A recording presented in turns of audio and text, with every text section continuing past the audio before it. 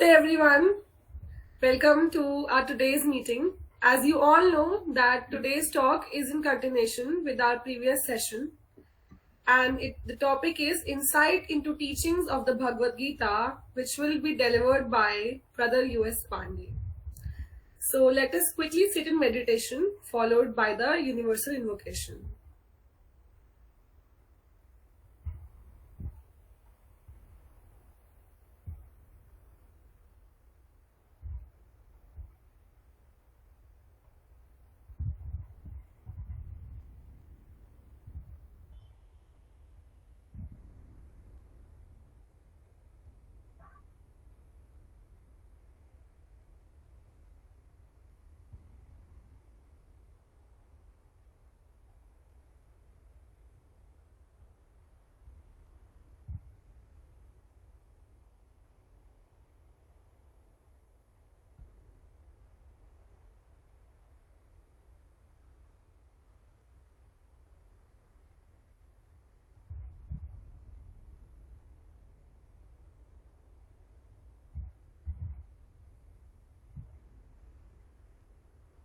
O hidden life, vibrant in every atom. O hidden light, shining in every creature. O hidden love, embracing all in oneness. May each who feels himself as one with thee know also one with every other. Come back, everyone. Thank you for joining. So our speaker for the day is Brother U.S. Pandey, who will deliver a talk on insight into teachings of the Bhagavad Gita. So I would like to call upon Brother U.S. Pandey. Over to you, sir. Okay, thank you, Kritika. And मैं सभी भाई बहनों का हार्दिक स्वागत करता हूँ, अभिनंदन करता हूँ आज की इस वार्ता में. जो पिछली वार्ता जो 6 तारीख को हमने दिया था, आपके शेयर किया था, गीता की शिक्षा में अंतर्दृष्टि, उसको हम थोड़ा सा और आगे देखेंगे कुछ बिंदुओं पर. पिछली बार जो पॉइंट्स हमने कवर किए थे उसको एक सरसी नजर से देख लें. हमने कवर किया था कि गीता की शिक्षा एक खास तौर से क्यों लाई गई, एक संधि, द्वापर और कलयुग के संधि के समय, और उसमें जो धर्म क्या क्या मतलब है, धर्म की स्थापना जब कृष्ण करते हैं उसका क्या अर्थ है, और इसका क्या महत्व है, उस स्पिरिचुअल इम्पल्स जो समय समय से दिया जाता है मानवता को उत्थान में ले जाने के लिए और मानवता की अवनति से बचाने के लिए, और इसका जो प्योर, जो स्पिरिचुअल और जो मॉरल इसका जो अर्थ है उसके बारे में थोड़ा हमने कवर किया था. एंड देन फिर ये कहा था कि ये प्रवृत्ति मार्ग वालों के लिए है, और इसका संदेश, इसका जो किताब है भगवत गीता, उसका दुनिया की मैक्सिमम भाषाओं में अनुवाद हुआ है, बाइबल के साथ, बाइबल का भी हुआ है. और इसके बारे में पहला जो अंग्रेजी अनुवाद 1757 हुआ था, जब अंग्रेजी बोलने वाले वर्ल्ड को इसका ज्ञान का एक्सपोजर किया गया था. उसमें उस समय के वाइसराय वारेन हेस्टिंग्स का भी बहुत बड़ा योगदान था, और जो सुब्बाराव थे प्रकांड विद्वान, जो ब्लॉट्सकी के समयाकालीन थे, फिलोसफिकल सोसाइटी के सदस्य थे, उनकी गीता पर बड़ी प्रभावशाली और बहुत ही गंभीर वार्ताएं हैं जो किताब के फॉर्म में ऑलरेडी उपलब्ध हैं. आपने से बहुतों ने देखा होगा. भारतीय दर्शन को गीता में कृष्ण कैसे, भारतीय दर्शन जो 6 हैं उनको कैसे सिंथेसाइज कर रहे हैं कृष्ण, और हर एक की जो कमियां हैं, जिसमें जो विकृतियां आ गई हर एक दर्शन में, उसको कैसे बता रहे हैं और कैसे उसको दूर करके और एक अपनी जो फिलॉसफी जिसको सीक्रेट्स ऑफ सीक्रेट, गुह्यतम गुह्य शिक्षा देने की बात दे रहे हैं. गीता का हमने क्या कहा था, गीता का जो हार्ट है वो बुद्धि योग है, और बुद्धि को ही विकसित करने का या मैनिफेस्ट करने का पूरा जोर है इसमें, और जो काम बुद्धि के प्रकाश में होगा वही कुशल होगा, वही वाकई देव होगा. और ये भी कहा गया कि जो गीता की शिक्षा वृद्ध क्षेत्र में दी गई है, इसका एक बहुत अच्छा उदाहरण है कि गीता की शिक्षा मनुष्य के जो कर्म क्षेत्र है, जहां भी वो युद्ध कर रहा है, स्ट्रगल कर रहा है, वहां के लिए है, न कि संसार से अलग हो जाने की, किसी निर्जन स्थान में जाकर के कोई तपस्या करने की, क्योंकि उसको अपने जो आध्यात्मिक उत्थान है उसके साथ पूरी मानवता को लेकर चलना है. फिर आया कि जो जो कृष्ण है वो कई बार प्रश्न करते हैं, कई बार प्रश्न दोहराए जाते हैं, लेकिन कृष्ण को सही एकदम स्ट्रेट उत्तर नहीं देते हैं क्या सही क्या गलत है। उसका पर्पज है कि वो अर्जुन की समझ को और डीपर करना चाहते हैं, इसलिए अर्जुन स्वयं ये निर्णय करें उनके लिए क्या सही है क्या गलत है। और गीता की संपूर्ण शिक्षा देने के बाद कृष्ण कहते हैं जैसा तुम चाहो करो। और फिर अर्जुन कहते हैं कि मेरी बुद्धि साफ हो गई है, मेरा भ्रम दूर हो गया है, और जो आपने बताया है उसी के अनुसार करूंगा। बट पूरा जो एम्फेसिस है कि जो शिक्षक है, जो महान शिक्षक है, वो नहीं कहेगा कि आप ऐसा करो, वो केवल इंडिकेशन बता देगा आपको, आपके विवेक के मैनिफेस्ट होने की सहायता कर देगा, लेकिन निर्णय वो करना होगा हम सभी को, हमें से इंडिविजुअल को। फिर कर्मयोग की बात की, क्या क्या आयाम होते हैं, और फिर कैसे कर्म हमें बंधन में नहीं बांधते हैं तभी। फिर जो चरम वाक्य है गीता का, जिसमें कहा गया कि सब कुछ सब धर्मों को छोड़ करके मेरे शरण में आ जाओ, उसका मतलब क्या है, वहां तक हम कवर किए थे। तो वो जो चरम वाक्य है गीता के 18 अध्याय का श्लोक 66 का, जिसमें वो कहते हैं कि सभी धर्मों को छोड़कर मेरी शरण में आ जाओ, उसका जो गुह्य अर्थ है कि सभी पारंपरिक विचारों, धर्म प्रथाओं, अभ्यासों को त्याग कर केवल हम जो कृष्ण चेतना है, जो यूनिवर्सल चेतना है, जो अपनी अंतः चेतना का हिस्सा है, उसमें जाएं और उसके निर्देशानुसार, उसके भावनानुसार कुछ समझ कर उस अनुसार काम करें। वही फिर किसी भी परिपाटी, किसी भी धर्मशास्त्र, किसी भी परंपरागत गुरु या पंडित की आवश्यकता नहीं होती, जब मनुष्य अपनी अंतः चेतना की आवाज सुन करके सही काम करना शुरू करता है। और यही इसलिए इसको गीता का चरम वाक्य, इसी को कृष्णमूर्ति कहते हैं कि आपकी कथा जो भी कर रही हो, आपकी परिपाटी जो कर रही हो, आपके धर्मशास्त्र जो कर रहे हो, आपके पंडित पुजारी जो कर रहे हो, प्रीस्ट जो कर रहे हो, उससे कोई मतलब नहीं है। आप समझिए क्या सही है क्या गलत है, विवेक बुद्धि से वो करिए, वही मनुष्य के आध्यात्मिक ले जाएगा, पूरी मानवता करेगा। यहाँ तक कुछ बिंदु हमने कवर किए थे। अब आगे चलने के लिए कुछ गीता में कुछ रूपक हैं, उसको हम देखेंगे और फिर कुछ और बिंदुओं को देखेंगे आज की इस वार्ता में। गीता के प्रति जो सही श्रद्धा है, अक्सर हम लोग धर्म पुस्तकों को एक रिचुअल से श्रद्धा करते हैं। फॉर एग्जाम्पल गीता को आप देखेंगे, जो गीता प्रेस से छपी है उसमें गीता आरती आ जाती है, मैंने पुस्तक की हम आरती कर लेंगे तो उससे हम समझ लेते हैं कि हमें कुछ लाभ हो गया। जो वही सिद्धांत करता है उससे कुछ नहीं होना है जब तक गीता की शिक्षा को हम समझे नहीं और आत्मसात नहीं करें, जीवन में नहीं उतारें। केवल होली पुस्तक मान करके, उसका आदर करके, उसका पूजा करके जो पर्पज है इन गूढ़ पुस्तकों का, वो नहीं सिद्ध होता, वो केवल अंधविश्वास हो जाता है। उसकी इसलिए गीता के प्रति श्रद्धा यही है, उन शिक्षाओं पर हम विचार करें, गहन विचार करें और अपने मन और कार्य को उसके अनुसार दिशा दें। इसलिए यह आवश्यक है कि इसके दिए गए शब्दों और श्लोकों के अक्षरी अर्थ में, लिटरल जो मीनिंग है, उसके पीछे जाएं, उसमें क्या कहा जा रहा है, क्या कहने की मंशा है। ये कहा गया है जो वेद है वो वेद नहीं है, जो वेद है वो वेद नहीं है। वेदों की जो वेद हमारे मुख्य ग्रंथ है, दैट मीन्स जो दृश्य, जो छपा हुआ मैटर वो वेद नहीं है। छपे हुए मैटर जो दृश्यमान वेद है, उसके पीछे कोई दूसरा वेद है जिसको हमें समझना पड़ता। इसका मतलब है गीता के जो लिटरल वर्ड है, केवल वही वो शिक्षाएं सत ही, उसको अगर हम उससे जाएंगे तो सत ही शिक्षा मालूम होगी। जैसे अगर हम कृष्ण से कई बार आते हैं कि अब तुम युद्ध करो, तथा युद्ध, तो लगा कि युद्ध करने की सारी शिक्षा है प्रॉपर्टी के डिस्प्यूट के लिए, लेकिन ऐसी नहीं है। और ये मनुष्य के जो अंदर महानतम युद्ध चल रहा है, उसके लोअर और हायर नेचर की भी, इंडिविजुअली और पूरी सोसाइटी में, ह्यूमैनिटी में, उसकी वो इशारा है पूरी शिक्षा का। नहीं तो कृष्ण जैसे महान शिक्षक को केवल एक प्रॉपर्टी डिस्प्यूट के लिए इतनी बड़ी शिक्षा देने की कोई आवश्यकता नहीं। आध्यात्मिक शिक्षाएं प्राय रूपक के माध्यम से दी जाती हैं, और ऐसे रूपक, एल्गोरी, कई रूप के और स्तर के होते हैं। जो हमारे पुराणों में वर्णित कथाएं हैं, उनको भी हम अक्षरशः नहीं मान सकते।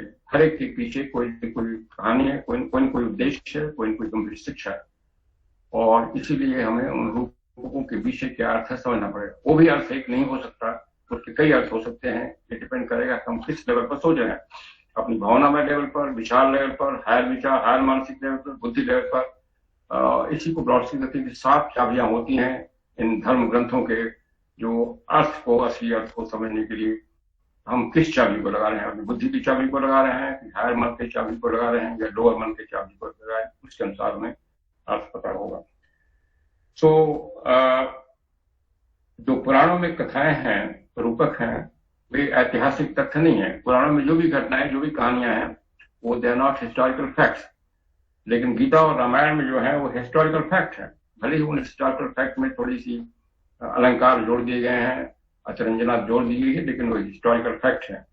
कृष्ण और अर्जुन और महाभारत ऐतिहासिक तथ्य है। इसी तरह रामायण का, राम का युद्ध, राम का भी ऐतिहासिक है। इसलिए दो रूपक गीता और रामायण के बारे में बताए जाएंगे, they are more higher nature के, अगर और गुण नेचर के होते हैं, क्योंकि they combine the historical facts also. जबकि पुराण के जो वर्णन है वह हिस्टोरिकल नहीं। गीता के जो पृष्ठभूमि में जो युद्ध है वह केवल मनुष्य के अंदर जो लगातार युद्ध चल रहा है का एक रूपक है, एल्गोरी है। जो हमारे जो डिवाइन नेचर है, जिसको हम फिलॉसफी में हायर नेचर कहते हैं, और लोअर नेचर में लगातार चलता रहता है, इवन छोटे से काम के लिए। और आध्यात्मिक जब पथ पर चलते हैं तो उसमें ये संघर्ष बहुत ही तीव्र हो जाता है। हमेशा विवेक से देखना पड़ता है कि कौन से उसके पक्ष को, लोअर नेचर को, हायर नेचर को हम प्रभावी होने देते हैं। और इसीलिए विवेक का विकास और बुद्धि का विकास बहुत जरूरी हो जाता है, और पूरा जो है गीता की शिक्षा उसके लिए है। ये जो युद्ध है लगातार चलता रहता है, ये संघर्ष जिसको हम मैटर और स्पिरिट के बीच में करते हैं, और इसी को पुराणों में देवासुर संग्राम कहा गया है कि देव और सुरों के बीच में संग्राम हमेशा होता रहता है। ये देव और सुर कोई बाहरी नहीं है, हर एक मनुष्य के अंदर है, हर एक सोसाइटी के अंदर। तो पहला अध्याय है गीता का, उसका पहला श्लोक है धर्म क्षेत्र कुरुक्षेत्र। धर्म क्षेत्र से और कुरुक्षेत्र शब्द से शुरू होता है। धर्म क्षेत्र माने जो हमारा ड्यूटी का क्षेत्र है, जिस पोजीशन में है, हम कोई गवर्नमेंट सर्वेंट है, बिजनेसमैन है, हाउस होल्डर है, हाउस वाइफ है, अपने पेरेंट है, स्टूडेंट है, हमारा धर्म क्या है, वहां ड्यूटी क्या है, वहीं से हमारी सारी जो जीवन शैली शुरू होती है। और फिर कुरुक्षेत्र हम कहाँ है, किस स्थान में है, अर्बन में है, एरिया में है, रूरल एरिया में है, किसी बड़े कंट्री में है, छोटे कंट्री में है, वहां से जहां भी हम हैं, जिस परिस्थिति में, जहां हमने जन्म दिए हैं, जहां पले बढ़े हैं, जहां हम इस समय है, वहां पर अपनी अस्तित्व के अनुसार जो हमारा धर्म बनता है उसी के अनुसार में कर्म करना। ये पहली शिक्षा है जो जो धर्म क्षेत्र कुरुक्षेत्र कहा गया, उसी के अनुसार में ड्यूटी बनती है। मान लीजिए हम इस स्थान से कहीं मूव कर जाए तो हमारा धर्म कुछ और हो जाएगा। हम ट्रेन में जाएंगे, हमारा धर्म कुछ और हो जाएगा। हम किसी दूसरी सोसाइटी में चले जाएंगे, वहां मेरा धर्म कुछ और हो जाएगा, ड्यूटी कुछ और हो जाएगी। तो उसको समझना है, कुरुक्षेत्र और धर्म क्षेत्र। ये धर्म क्षेत्र का सीधा अर्थ है कर्तव्य का क्षेत्र, और कुरुक्षेत्र का अर्थ है कर्म का क्षेत्र। इसका मतलब है कि हम जिस भी स्थिति में हो, जहां भी हो, वहां अपने ड्यूटी को समझा ठीक से और उसके अनुसार कर्म करा। ये पहली शिक्षा हो जाती है, पहला ये श्लोक का हो जाता है मतलब। उसके बाद आता है कि धृतराष्ट्र पूछते हैं संजय से कि वहां क्या हो रहा है, हमारे सैनिक, हमारे पुत्र और पांडवों के पुत्र क्या कर रहे हैं। अब धृतराष्ट्र है क्या? धृतराष्ट्र शब्द जो है, शब्द का अर्थ है धृत, पकड़ा हुआ, राष्ट्र जो कंट्री को पकड़ा हुआ है, धरती को पकड़े हुए, जिसमें भौतिक चाह बहुत ज्यादा है अपनी, और उससे बाहर अभी नहीं निकल पाए हैं, केवल प्रॉपर्टी को पकड़े हुए हैं। वो एक रूपक है, धृतराष्ट्र नाम जो है एक रूपक है, राज्य को पकड़े हुए हैं। और धृतराष्ट्र को अंधा राजा कहा गया है। अंधा राजा क्या मतलब? क्योंकि उनकी जो अभी रुचि है भौतिकता में लिपित है, वो सारी प्रॉपर्टी अपने पास रखना चाहते हैं, न्याय नहीं कर पा रहे हैं उस लालसा में, और इसलिए वो अंधे हैं। उनकी विवेक नहीं खुला हुआ है, बुद्ध नहीं खुला है, इसलिए वो अंधे हैं। जो सोल अंधा नहीं है, लेकिन जो धृतराष्ट्र है, जो जमीन को पकड़े हुए अंधे हैं, अपने स्वार्थ के आगे कुछ नहीं देख पा रहे हैं। और क्योंकि जो शरीर है वो कुछ नहीं देख पाती, विजन नहीं कर पाती। जो मैटर है, प्रकृति है, वो नहीं देख पाती। प्रकृति को आत्मा या बुद्धि का सहारा लेना पड़ेगा। इसी को कहा गया है कि प्रकृति स्वयं में अंधी है और जो पुरुष है वो लंगड़ा है। आत्मा लंगड़ी है और प्रकृति अंधी है, क्योंकि प्रकृति के पास विवेक नहीं है। जो हमारे बॉडी है, जो शरीर है, उनके पास विवेक नहीं है। जो मोनड है उसके पास विवेक है, और इसलिए मोनड के प्रकाश में, बुद्धि के प्रकाश में सारे शरीरों से काम लेना है, तभी अच्छा काम होगा। और इसलिए रूपक कहा गया कि जो पुरुष है उसको प्रकृति के कंधे पर चढ़ के चलना पड़ेगा, जिससे पुरुष की जो विजन है वो काम करे और प्रकृति का जो शक्ति है मूवमेंट का वो काम करे, दोनों साथ काम करे, दोनों को साथ आना। तो जो धृतराष्ट्र का रूपक है कि धृतराष्ट्र जो है वो अभी दैहिक इच्छाओं में रुके हुए हैं, सांसारिक इच्छाओं में अभी उनको रुचि है, इसलिए वो नहीं देख पा रहे हैं न्याय क्या हो, कैसे होना चाहिए, विवेक कैसे होना चाहिए, पांडवों का शेयर कमिंग पीरियड्स का, ये सब कुछ देख पा रहे हैं। और इसीलिए वो अपने अस्तित्व के लिए भी प्यासे हैं, अपना एग्जिस्टेंस रखना चाहते हैं। और इसीलिए प्रश्न पूछते हैं, उनको बड़ी चिंता है कि हमारे पुत्र और पांडव के पुत्र क्या कर रहे हैं। यहाँ तक कि वो अंधे होते हुए नहीं जा सकते, लेकिन वो संजय के माध्यम से दृश्य देखना चाहते हैं, क्योंकि अंदर से इच्छा है उनकी कि हमारे पुत्र ही जीते। तो कुरुक्षेत्र ऐसे देह जो कर्म द्वारा प्राप्त हुई दर्शाता है। और कुरुक्षेत्र आप जानते हैं गंगा, और वहां गंगा भी बहती है, जमुना भी बहती है, दोनों धाराएं नीचे से आती हैं। तो गंगा की धारा जो कुरुक्षेत्र हरियाणा में है, जमुना बहती है, उनका मतलब है कि उस इवन सबसे नीचे का जो शरीर है उसमें भी एक स्पिरिचुअल एक धारा टच कर रही है, नदियां टच कर रही हैं, जमुना गंगा टच कर रही हैं। इसलिए एंटायरली वो डिवाइड नहीं है स्पिरिचुअल इन्फ्लुएंस से, केवल उसको इन्फ्लुएंस को मैनिफेस्ट और जागरूक करने की आवश्यकता है विवेक से। वो पूछते हैं कि भौतिक अस्तित्व के अनुयायी अर्थात मनुष्य के भौतिक जीवन से जुड़े निम्नतम तत्व समूह जो पूछते हैं कि हमारे पुत्र कौरव और पांडव क्या कर रहे हैं, ये भी रूपक है। दैट मीन्स उनको अब उस स्टेज में एवोल्यूशन में आ गया है जीवात्मा कि उसको इवन लोअर मन सोच रहा है कि हमारी जो वृत्तियां हैं, लोअर वृत्तियां और हायर वृत्तियां क्या कर रही हैं। दैट मीन्स इस समय लोअर वृत्तियां हमारी देख रहे हैं, काफी प्रभावशाली हैं, लेकिन फिर भी इच्छा जग रही है। एक स्टेज आती है मनुष्य की एवोल्यूशन में कि हमारा हायर नेचर क्या है, और इसलिए वो देख रहे हैं हायर नेचर और लोअर नेचर में क्या स्थिति है। इसी को वो कह रहे हैं कि हमें बताओ कि हमारे पुत्र जो कौरव जो है लोअर वृत्तियों के एक सिमिलर रूपक हैं, और पांडव जो है हमारी हायर वृत्तियों के रूपक हैं। तो लोअर वृत्तियां और हायर वृत्तियां तब क्षेत्र में क्या कर, जो सेनापति के तमाम नाम आए हैं गीता में, उसमें सेनापतियों के नाम भी अलग अलग वृत्तियों, अलग अलग लोअर और हायर वृत्तियों को दर्शाते हैं। दुर्योधन और दुशासन और जितने नाम उधर हैं या इधर जो है वो अलग अलग वृत्तियों को दर्शाते हैं, क्योंकि वृत्तियां अनगिनत होती हैं, लोअर वृत्तियां भी हायर वृत्तियां भी। महाभारत की कहानी को मनुष्य के विकास की कहानी के रूप में दिया जाता है। महाभारत की जो कहानी है पूरी, उसमें पूरी मानवता के विकास की और मनुष्य के विकास की गाथा है। ये केवल एक दो राज परिवारों का युद्ध नहीं है, जो एक्चुअली कृष्ण शिक्षा के माध्यम से जो मनुष्य में युद्ध चल रहा है और मानवता में युद्ध चल रहा है उसके बारे में वो शिक्षा देना चाहते हैं। और जो मानवीय देह है, जो राजा धृतराष्ट्र हैं, उसको भी विशुद्धात्मा ने बनाया है अपने काम के लिए, और जिससे वो सही यात्रा कर सके। ये मॉर्टर जो खोल है, जो शल है, भौतिक शरीर, उसमें प्यास और तृष्णा, तन्हा, इच्छा और जीवन की प्यास, जीवन चलते रहने की जो प्यास रहती है, और उसके द्वारा वो अस्तित्व आता है, जन्म लेता है। और इसलिए स्वयं के ऊपर शासन करने के योग्य सेल्फ डिसिप्लिन नहीं कर पाता हो, उसके लिए मन को कंट्रोल करना पड़ता है, शरीर के ऊपर डिसिप्लिन लाने के लिए।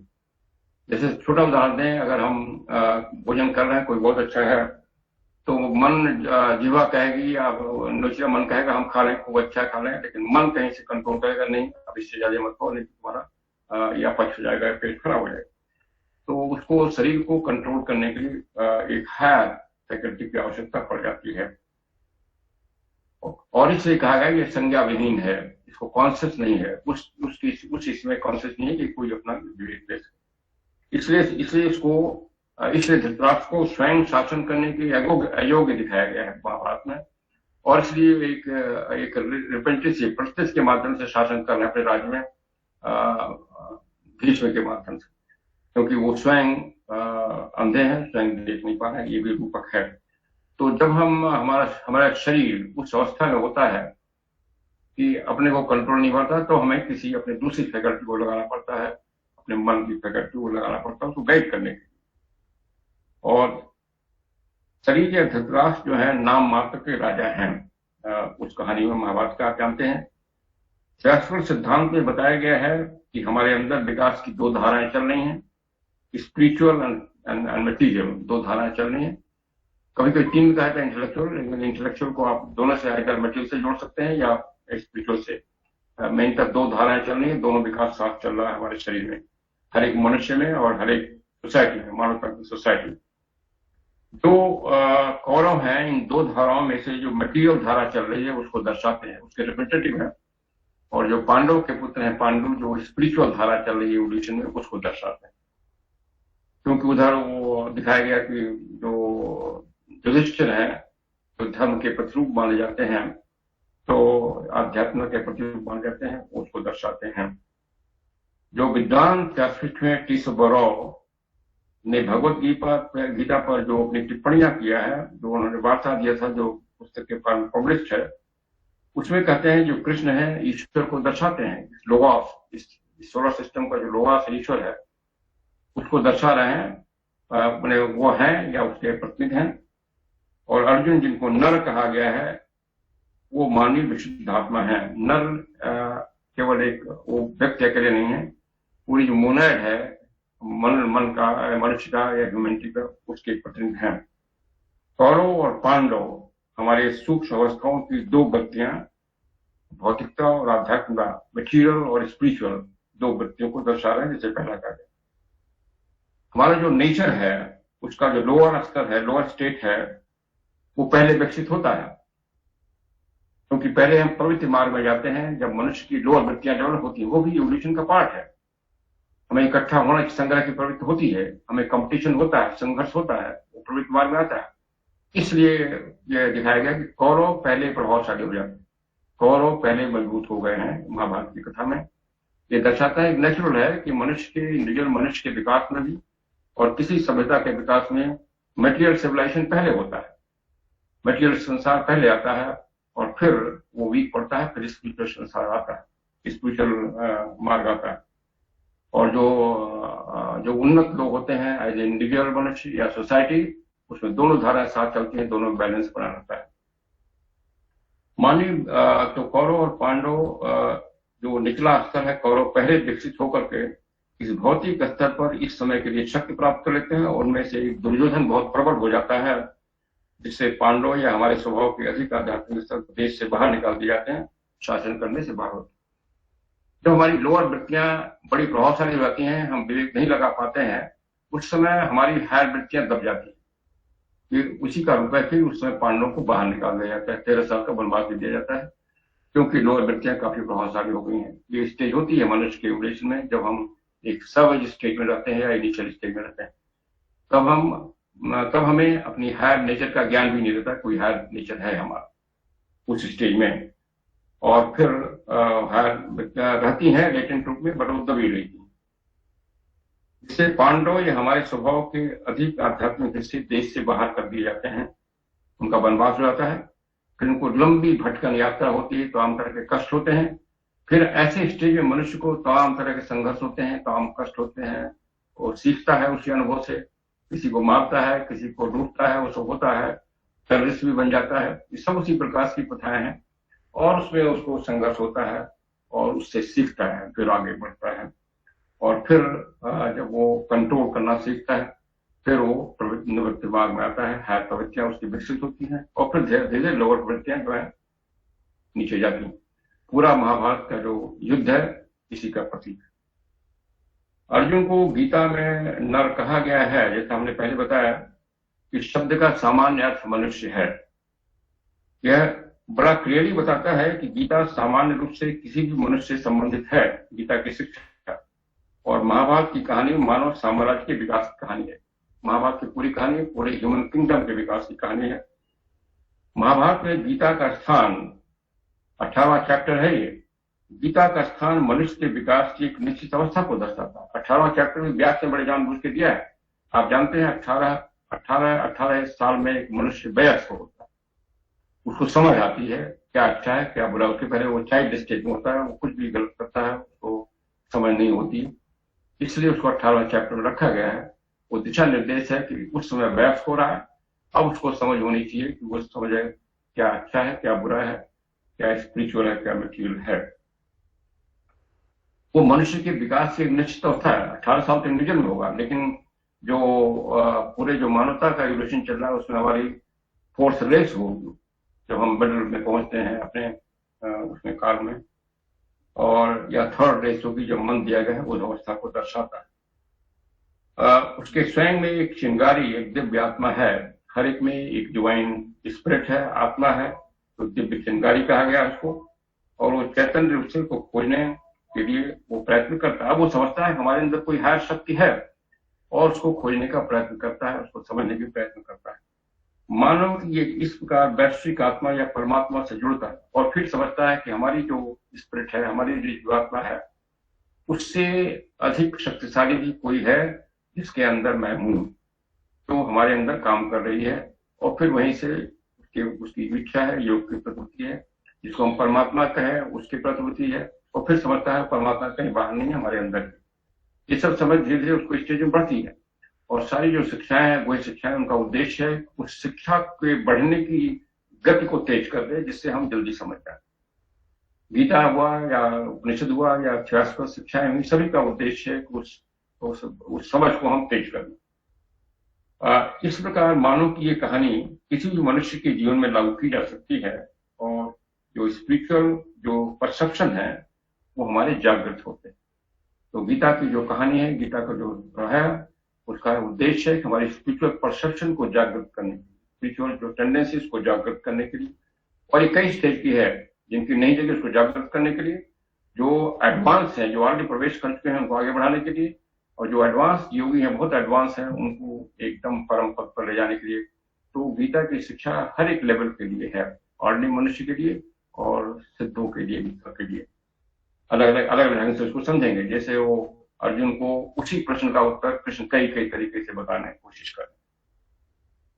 जो अपोजिट सेनाएं हैं कुरुक्षेत्र के मैदान में मिल रही हैं, वो मनुष्य की क्षमताओं और शक्तियों के दो समुच्चय को दर्शाती हैं। जैसे पहला कह रहे, एक उसे नीचे को खींचने की कोशिश करती है और दूसरा जो उसे प्रकाश को आकांक्षित करती है। हमेशा दो बत्तियां होती हैं जो हमें एक मटेरियल की ओर खींच रही हैं और दो रस्साकसी चलती रहती है। यह युद्ध केवल उस महान युद्ध को नहीं बताता जो मानव साम्राज्य अपनी पूर्णता में चलाता है, किंतु उस संघर्ष को भी बताता है जो अपरिहार्य होता है, जो जरूरी हो जाता है जब भी अकेला मनुष्य परिवार से अलग सोचना शुरू कर देता है। हमारा पूरा परिवार परिपाटी में, प्रथाओं में जकड़ा हुआ है, मान रहा है, हम थोड़ा सा अलग हो जाते हैं। इस ऑकल्ट जो शिक्षा है, जो वही शिक्षा है, इसके अनुसार हम कुछ अपना व्यवहार चेंज करते हैं, क्रियाकलाप चेंज करते हैं, गहन अध्ययन करते हैं, मेडिटेशन करते हैं। तो हमारे परिवार के जो और लोग हैं इसको नहीं पसंद करते। हो सकता है कभी कभी आपकी स्पाउस ही नहीं पसंद करे, ये मैंने देखा है, वाकई प्रैक्टिकल में देखा है। आपके जो और परिवार के लोग हैं या तो उदासीन हो जाते हैं, या आप कहीं आपके मुंह के पीछे शायद आपकी खिल्ली उड़ाएंगे, क्या कर रहे हैं, मैंने वो समझेंगे शायद आप कोई बेवकूफी का काम कर रहे हैं और वो मटेरियल जो वेल्थ है उसको उत्पन्न करने का काम नहीं कर रहे हैं। तो ऐसा प्रभाव आएगा, हर एक मनुष्य के प्रति आएगा जो इसमें चलेगा। ये भी कहानी बताती है, ये भी रूपक है। जो आदमी अपने अच्छे स्वभाव के विकास से कार्य शुरू करता है उसको विरोध का सामना करना पड़ेगा, उसको और लोगों से उपेक्षा का सामना करना पड़ेगा। हमेशा नहीं होगा, लेकिन अक्सर ये देखा जाएगा, कहीं कहीं देखा जाएगा। और उसके मित्र और उसके जो पहले सहकर्मी थे, जो पहचानते थे, वो भी उसका विरोध करना शुरू करेंगे। हमेशा नहीं होगा, बट कहीं देखा गया और ये होगा। इसका कारण ये होगा कि हमारी जो वृत्तियां हैं, जो लोअर वृत्तियां हैं, उसको हम कंट्रोल कर रहे हैं, और जो एस्ट्रल प्लेन में है वो पहुंच करके उनकी वृत्तियों को और मजबूत करते हैं, इससे हमारा विरोध और होता है। इसलिए उस समय हमें विषाद होगा, जैसे अर्जुन को पहले विषाद हो जाता है, अर्जुन देख रहे हैं कि जो सेनाएं हैं उसमें उनके कुटुंब हैं, उनके रिश्तेदार हैं, उनके गुरु हैं, उनको उनसे लड़ाई करने विषाद हो जाता है। तो हम देखते हैं कि हमारे लोग हमसे खिन्न हो रहे हैं, हमसे उदासीन हो रहे हैं, हमारी कार्यशैली को नहीं लाइक करें तो विषाद होता है। और उस विषाद से फिर अगर हम अपनी अंतः चेतना को सुनेंगे, जैसे अर्जुन कृष्ण को सुनेंगे, तो हमें मार्ग दिखाई पड़ेगा, नहीं तो हम हताश होकर के फिर वापस बैठ जाएंगे और अपना जो आध्यात्मिक पथ का मार्ग जो हमने शुरू किया था उससे हम छोड़ देंगे। तो उनमें से जो सभी मित्र हैं, संबंधी हैं, वो जीवन को उस दृष्टि से अभी नहीं देख रहे जिस दृष्टि से हमने देखना शुरू कर दिया। जो वो पारंपरिक प्रथा में अभी हैं और वो किसी उस चीज की ओर ध्यान उनका नहीं है जिस चीज की ओर हमारा ध्यान जा रहा है, और वो हमें एक तरह से मूर्ख समझ रहे हैं। और यहीं से धर्म युद्ध आरंभ हो जाता है। तो धर्म युद्ध पहले अपने मन से शुरू होता है, फिर अपने जो परिवार हैं, अपने जो जान पहचान वाले हैं, उनकी जो समझ है, उनकी जो टेंडेंसी है, उनसे भी शुरू होता है। भले ही फिजिकल इक्वल ना हो, लेकिन मानसिक इक्वल शुरू हो जाता है। और वो शुरू होता है हमारी गलतियों और दोषों के, हमारी गलतियों और दोषों को बताएंगे, लेकिन बाद में उनकी परिस्थितियों की निंदा में समाप्त होता है। कोई निंदा नहीं करेगा, लेकिन बाद में वो समझते हैं, एक टाइम आता है जब वो समझते हैं वही गलती पर थे। ये जो दूसरे प्रतिरोधियों का सामना अधिक कठिन होता है, क्योंकि उनका जो बेस है और शिवर एस्ट्रल प्लेन में होता है। जो जान पहचान वाले आपके साथी जो विरोध करते हैं, बड़ा मुश्किल होता है, क्योंकि कल तक वो आपके घनिष्ठ मित्र है, अब विचारों की विभिन्नता हो गई है, और फिर बड़ा मुश्किल होता है उस जो मानसिक वेदना होती है उसको झेलना। और वो चीज शक्तिशाली होती है कि आपकी जो रोल वृत्तियां हैं वो आपसे छिटक गई हैं, क्योंकि आप उनको ने दबा दिया है, क्योंकि वो भी नरी है, और वो they are giving more power to the आपके जो अपोनेंट है, जो मित्र मंडली है, जो पहचान को दे रहे हैं, और इसलिए आपको लगता है कि हमें ज्यादा वेदना मिलती उनसे और आपको विषाद में आया। केवल जो नैतिक गुरुत्वाकर्षण है, क्योंकि आपके अंदर जो सेंटर ऑफ ग्रेविटी है, जो भावनाओं का from material to spiritual change हो गया है, और नीचे की वृत्तियां बाहर होकर के दूसरों को बल दे रही हैं, और इसलिए जो विषाद है, सबको जो भी इस मार्ग पर चल रहा है वो विषाद की अवस्था आएगी।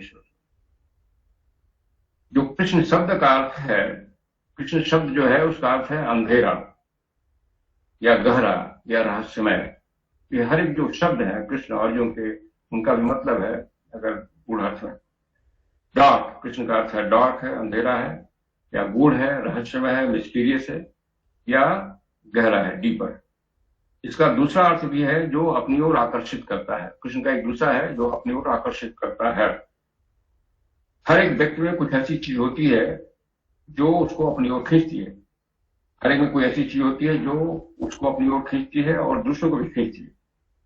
कृष्ण जो है प्रत्येक व्यक्ति के हृदय में बैठे हुए एक आकर्षण है। जब कृष्ण कहते हैं मैं सबके हृदय में बैठा हूं, तो हमारे अंदर जो ऐसे गुण हैं जो आकर्षित करते हैं हमको, हमारी गहरी चेतना को और दूसरों को भी, वो एक तरह से कृष्ण का रिप्रेजेंटेटिव है, जो जीवन का अर्थ और उद्देश्य बताते हैं और सही दिशा को निर्देशित करते हैं। फिर उन दोनों अर्थों को मिलाकर के एक संयुक्त अर्थ, ज्वाइंट, उसका मतलब बनता है, एक मीनिंग बनता है कि जो रियल ग्रोथ है वो अंधेरे में होती है। रियल ग्रोथ अंधेरे में होती है, जो वास्तविक बढ़त अंधेरे में होती है। अब हम में सभी जानते हैं कि वो पौधा बोया जाता है, वो जमीन के अंदर डाल दिया जाता है, अंधेरे में। अगर ऊपर डालने तो उसका तो अंकुर नहीं निकलेगा, वहीं से अंकुर निकलेगा अगर वो जमीन के अंधेरे में रहेगा। और ये देखा गया है कि जो बच्चे की जो वृद्धि होती है वो भी रात में होती है, सोता है वो, दिन में वृद्धि नहीं होती है। जब तक वो हम लोगों की लंबाई बढ़ती है 17-18 साल तक, वो सब रात में होती है। तो सारी जो बढ़त है फिजिकल मैनिफेस्टेशन संसार में, वो अंधेरे में होती है, रात में होती है। इसलिए अंधेरे का महत्व, अंधेरा यहाँ नेगेटिव किसी खराब सेंस में नहीं है, यहाँ अच्छे सेंस में लाया जाए। और आकर्षित करने और संयुक्ता से वास्तविक बढ़त अंधेरी होती है। दैट मीन्स वास्तविक बढ़त तभी होगी जब हम जो अंधेरा पक्ष है, जो गुह पक्ष है, जो कृष्ण पक्ष है, उसको हम समझेंगे, तभी हमारी वास्तविक बढ़त होगी, जो आध्यात्मिक बढ़त है। अर्जुन का शब्द है, अर्जुन शब्द का आर्थिक अर्थ है श्वेत, सफेद, या द्वेषहीन, कोई स्पॉट नहीं है, या सतह माने सरफेस। इसलिए कृष्ण का जब अर्थ हुआ काला, गहरा, अर्जुन का अर्थ है सफेद, श्वेत। कृष्ण का है गूढ़, रहस्य। अर्जुन का है कि बिल्कुल साफ साफ जो दिखाई दे रहा है। कृष्ण का अर्थ है गहराई, अर्जुन का अर्थ है सरफेस। इन दोनों को साथ रहना है। कृष्ण और अर्जुन का संवाद रहस्य में, जो गूढ़ रहस्य में है, अंतरी या गहरी और बाहरी के बीच हो रहा है। सतह और गहराई के बीच संवाद है। सतह और गहराई दोनों साथ रहेंगे। किसी पानी की जो जल का बॉडी है, चाहे तालाब हो या समुद्र हो या नदी हो, तो सतह और गहराई दोनों रहेंगे। सतह के बिना गहराई नहीं रहती, गहराई के बिना सतह नहीं रहता। इसलिए अर्जुन के बिना कृष्ण नहीं रहेंगे, कृष्ण के बिना अर्जुन नहीं। दोनों की जरूरत है गीता की शिक्षा के लिए। कृष्ण अकेले शिक्षा किसको देंगे और अर्जुन किससे लेंगे? श्रावक भी होना चाहिए और बोलने वाला भी होना चाहिए। इसी तरह हमारा जो फिजिकल जो हमारे शरीर है, उनका भी आवश्यकता है। उनके बिना हम आध्यात्मिक काम भी नहीं कर पाएंगे। तो जो सतही चीज है उसकी भी इंपॉर्टेंस है, लेकिन उसको जो गुह्य चीज है उसके अनुसार चलना है। वही आध्यात्मिक विकास का मार्ग है। अर्जुन को जो सतह को अपनी गहराई के अनुसार चलना है, उसका जो गुण है उसके अनुसार चलना, उसके अनुसार उसका व्यवहार करना। कृष्ण अध्याय इसलिए इस गंभीर आध्यात्मिक शिक्षा को उद्घाटित करने के लिए अर्जुन और कृष्ण दोनों की आवश्यकता पड़ी। अध्याय 18 में कृष्ण स्वयं कहते हैं कि वो अर्जुन के रहस्यों का रहस्य बता रहे हैं। 18 अध्याय जो लास्ट अध्याय में कहते हैं गुह्यतम गुह्य रहस्यों का रहस्य बता रहे हैं इस गीता की शिक्षा के माध्यम से। और कृष्ण और अर्जुन के संबंध से हम मनुष्य के मन की दो अलग अलग अवस्थाओं को ही समझ सकते हैं। एक मनुष्य जो अपने प्रयत्न से परफेक्ट हो गया है, ईश्वर बन गया है। कृष्ण भी मनुष्य जीवन से ईश्वर बने हैं। जब वो कहते हैं गीता मेरे कई जन्म हो चुके हैं, तो जन्म तो मनुष्य के होते हैं, ईश्वर का जन्म होता नहीं। इसलिए बड़ा साफ है कि पहले ईश्वर की जीवन में थे, जैसे 86 ईश्वर से ही मनुष्य ही ईश्वर बनते हैं। तो वो परफेक्ट अवस्था में पहुंच गए हैं, मनुष्य ईश्वर बन गए हैं। और जो अर्जुन है उस ईश्वर बनने की प्रक्रिया में है, मार्ग पर है। और कृष्ण अपना मार्ग पूरा कर रहे हैं। तो कृष्ण और अर्जुन उस अवस्था को, मनुष्य को, ह्यूमन मोनाइड की अलग अलग अवस्थाओं को दर्शा रहे हैं। कृष्ण जो ज्ञान देते हैं वह ज्ञान मनुष्य की आत्मा को संसार में व्यक्त होने और उसके जो ऐश्वर्य है और उसकी जो गूढ़ पहली को समझ के बारे में है। जो दो प्रधान चरित्र हैं गीता और महाभारत में, कृष्ण और अर्जुन, और प्रतीक हैं। जैसा बताया, एक मानवीय विकास की पराकाष्ठा में है कृष्ण, और एक मानवीय विकास के एक स्टेज में है जो चल रहा है और इच्छुक है वो पराकाष्ठा तक पहुंचे। हम में से प्रत्येक अपने हृदय में लेटेंट रूप में कृष्ण है। हम में से प्रत्येक, चाहे वो कितनी भी निचली अवस्था हो, कितना भी क्रिमिनल हो, वो लेटेंट स्टेज में कृष्ण है। इसलिए कृष्ण जब गीता में कहते हैं मैं सबके हृदय में इक्वली बैठा हूँ, वो डिस्टिंक्शन नहीं कर रहे हैं मैं क्रिमिनल में नहीं हूँ और इसमें इनोसेंट में हूँ, इक्वली कह रहे हैं, बराबर बैठे हैं। तो लेटेंट रूप में सभी ईश्वर हैं। लेकिन उस दिव्यता को दिखाने के लिए, उस डिविनिटी को प्रकट करने के लिए हमें पहले अपने पुरुष तत्व, इस तत्व को समझना है और सारी स्टडी, सारा मेडिटेशन को समझना है और फिर उसको बाहर लाने की कोशिश करना है। स्वयं अपने लोअर फैकल्टी द्वारा, अपने लोअर मन द्वारा उसको शुद्ध करके, लोअर मन और भावनाओं को शुद्ध करके, अपनी मन और समझ के प्रयत्न द्वारा ही कृष्ण को एक्टिवेट किया जा सकता है। कृष्ण या क्राइस्ट, बाइबल में क्राइस्ट कह सकते हैं, क्रिस्टोस जो तत्व है उसको एक्टिवेट किया जा सकता है, या बुद्धि को एक्टिवेट किया जा सकता है।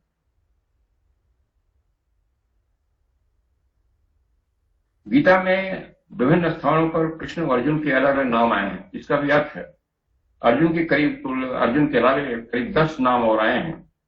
इन नामों के कुछ हम लोग अर्थ समझें। जो पांडव बने, पांडु के पुत्र, अर्जुन को कहा गया है कहानी में इंद्र के पुत्र भी कहा गया है। इंद्र क्या है? एक देवता है हमारे पुराणों में, इवन वेद में, और पांडव एक मनुष्य है। तो वो दोनों के पुत्र हैं। अब इसका एक जो गूढ़ अर्थ है कि इंद्र में दैवी स्वभाव भी है और मानवीय स्वभाव दोनों है। उनकी उच्च क्षमताएं जागृत हो चुकी हैं और वो मार्ग पर चल चुके हैं। उसकी जागृत में बिना चल नहीं पाते। दैवी क्षमताएं उनकी जागृत हो चुकी हैं और इसलिए वो एक अच्छे श्रावक है, शिक्षा को सुन रहे हैं और मार्ग पर चलने को तैयार है। और इसलिए उनकी बुद्धि कुशाग्र है, वो प्रश्न पूछते हैं, समझने की कोशिश करते हैं और जिससे उनको सही ज्ञान मिल सके और सही रास्ते पर चल सके। दूसरा उनका नाम आया पाथ, पास प्रथा के पुत्र, कुंती का एक नाम प्रथा था। भारत कहा गया है कहीं कहीं, भारत, भारत के वंशज, भारत बहुत पुराने राजा हो चुके थे उस वंश में, प्रतापशाली राजा, उनके वंशज हैं।